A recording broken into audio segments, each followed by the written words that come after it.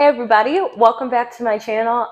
Still getting used to not saying hey money movers in my typical intro video, but thank you guys so much for the support in my last video. I was so overwhelmingly happy and surprised by the response everyone got. Everyone seems to be so supportive still of the type of content that I want to post. And I mean, words really can't express how glad it made me to see the people, who have been replying to my videos and supporting me from the beginning. I'm going to add some photos of my favorite comments in here because they really encourage me to keep posting. And before I get started, please don't forget to like, subscribe, and turn on that notification bell. I have a new mic, so hopefully the sound is okay. If it's a little off, that's why I'm still getting used to it, adjusting. Like I said, you're going to start to see small changes on the channel, and sound quality and microphone is one of them. But today I mentioned that I'm moving apartments. I'm still, kind of trying to figuring out what that's going to look like. But I've talked about it before a little bit, but I kind of wanted to touch on renting versus buying. Now in finance, I feel like this is always such a touchy subject, and people get very mad when you rent instead of buy. And I feel like there's this stigma about it. It's like, oh, why would you rent? You're just throwing money away, blah, blah, blah. I mean, I totally get it. I completely understand where you're coming from. Yes, it's not going towards you owning something. However, that doesn't mean that it's necessarily the best case for everybody financially. And a lot of times people who choose to rent, it's not that they're choosing to rent just for fun, but it's because that's the best option for them financially. And maybe they're not in a position to buy property. Because it's not just about buying property. Anytime there's an issue with something and it needs to be fixed, you have to pay money for someone to fix that unless you can fix it yourself. I can't even, like this desk behind me, I didn't even put that together, let alone fixing a real problem within my house or my apartment or whatever the case would be if I owned property. Now that is a goal I'm working towards probably within the next 2 years. Something I told myself I wanted to do was own a house by the time I turned 25. And right now I'm only 23, and so I'm giving myself time. I feel like I've done well for where I'm at. And it's not to be like, oh, I'm doing amazing, everyone, just me bragging about myself. But no, sometimes you have to remind yourself that it's okay and things will come in its time. Like I said, that's a goal of mine by the time I turn 25. And even that, I feel like it's early to own a house. It's not a race. In life, just let things happen at the right time, because there will be plenty of time for me to be a homeowner down the line. And I wanted to get into some of the reasons why I chose to rent and why I'm living where I'm at, why I chose to live where I'm at right now, and what I'm looking for in the future. It doesn't always make sense to buy. And what I mean by that is I kind of touched on the expenses that you'll have to cover if you own property, and trying to fill properties, if I wasn't to live there and if I was just renting it out to other people, is a whole other ballgame. Also, right now, it's not a buyer's market. It's more of a seller's market. I just got a notification today from Yahoo Finance about mortgage rates rising another 6% today.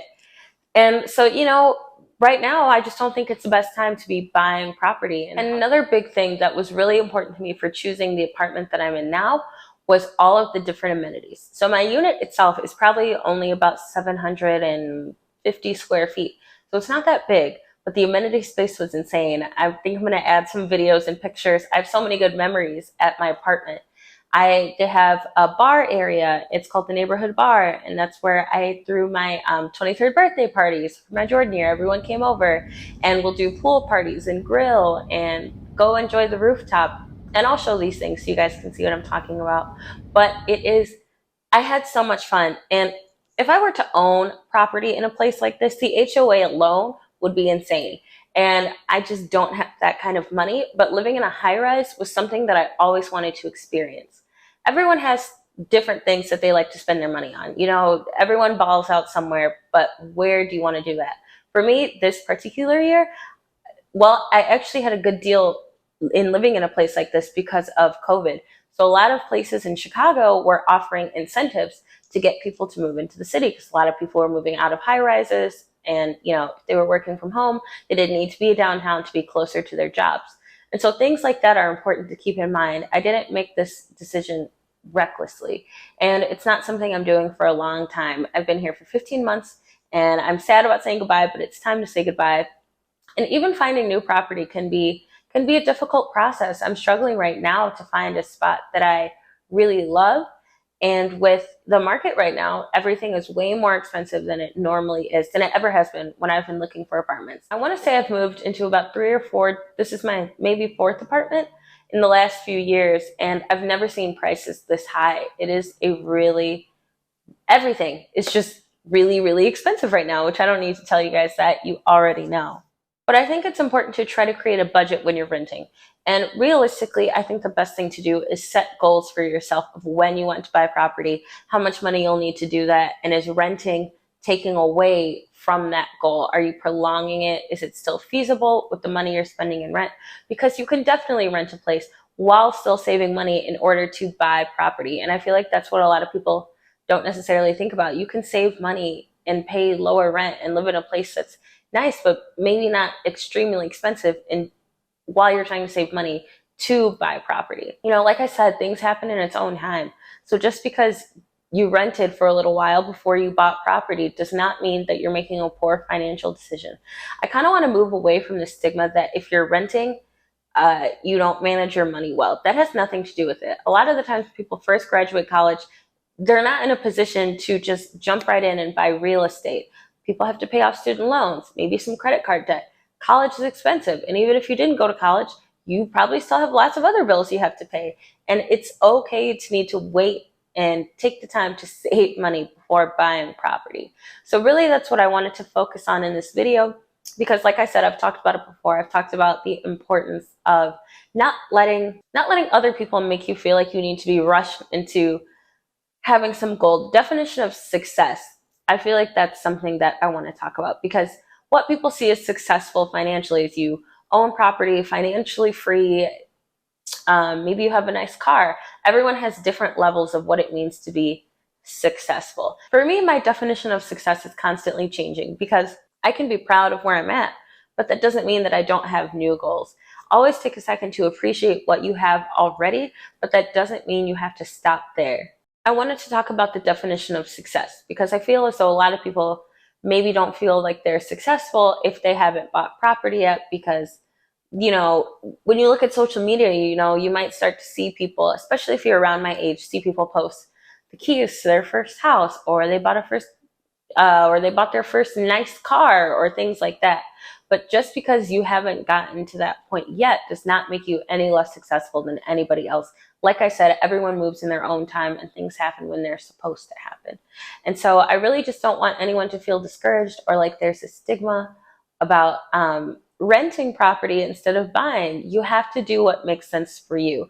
And nobody else on social media who's looking at what you do knows your situation better than you do. So yes, you should still be responsible. If you're renting, still think long term, you know, how do I make this an asset and not just spending money? You want to eventually own property, but that does not mean you can't rent or that there's anything wrong with renting. For me, I think, like I said, I'll probably be renting for the next year to 2 years, and then I want to buy property. I have goals that I'm working towards in order to get that done. And another thing is, even if I were to buy a property right now, it would probably be a bit of a fixer-upper. And like I said, I don't even have the money to maintain problems that may arise if things go wrong in the property, let alone, you know, rehabbing a unit. That costs a lot of money, and usually things go wrong, especially if you try to do it and, you know, take a shortcut, not break the bank. Maybe things aren't done correctly. And because I've lived in some units before, you know, I wasn't always in a nice high-rise. I lived in some garden units, in rehab units that were not the best.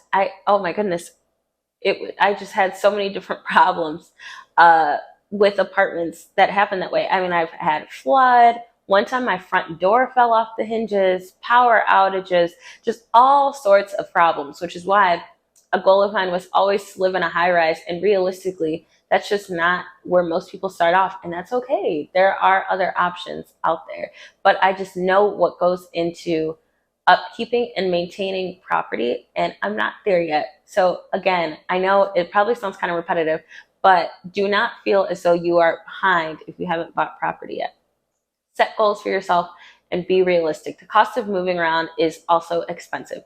So like I said, right now, you know, with applying to different apartments, there's an application fee there's a move-in fee. First month's rent is due. They're looking to see if you make 3 times the rent. And it's not easy. Like, I don't know how to explain it other than right now in this economy, we're all doing the best we can. So just give yourself some grace and be patient with yourself the same way you would someone else coming to you and telling you, you know, hey, I don't have the money right now to buy property. I'm sure you would be very understanding of that other person and say, oh, it's okay, you know, don't feel rushed.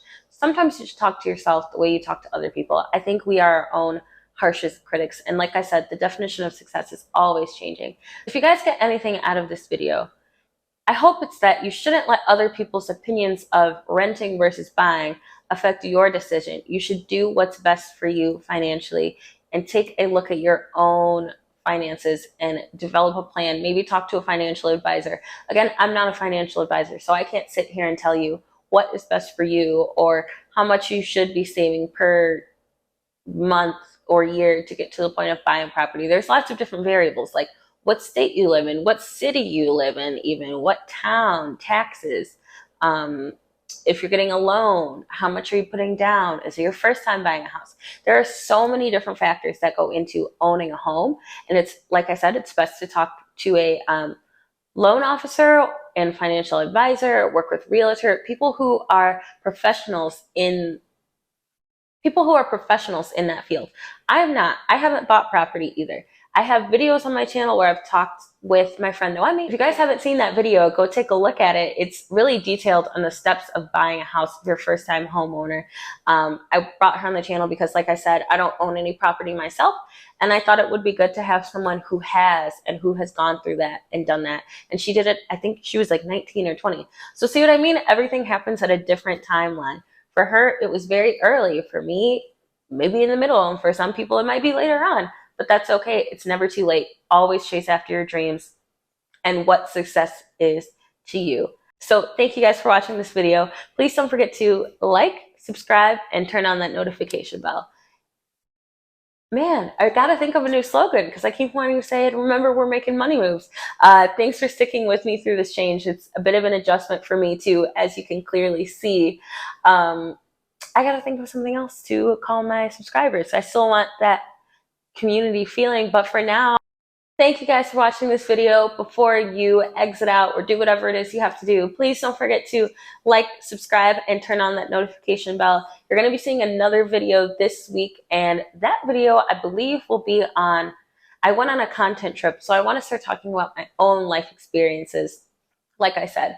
And I recently went on a content creation trip with some friends that I've met. We're all from Chicago, and I want to put together some footage from that and talk about you know, how to get started in social media for those of you who are curious as to how to do that. I think it's a great side hustle, and even if it's not your main stream of income, you get a lot of things gifted for free, get invited to a lot of events, and it's just overall fun. If you're a creative person, it's a nice outlet, and I think that almost anyone can do it, so long as you're dedicated and consistent. But I'll get into that more for next video. Again, thanks for watching, and have a good one. Bye.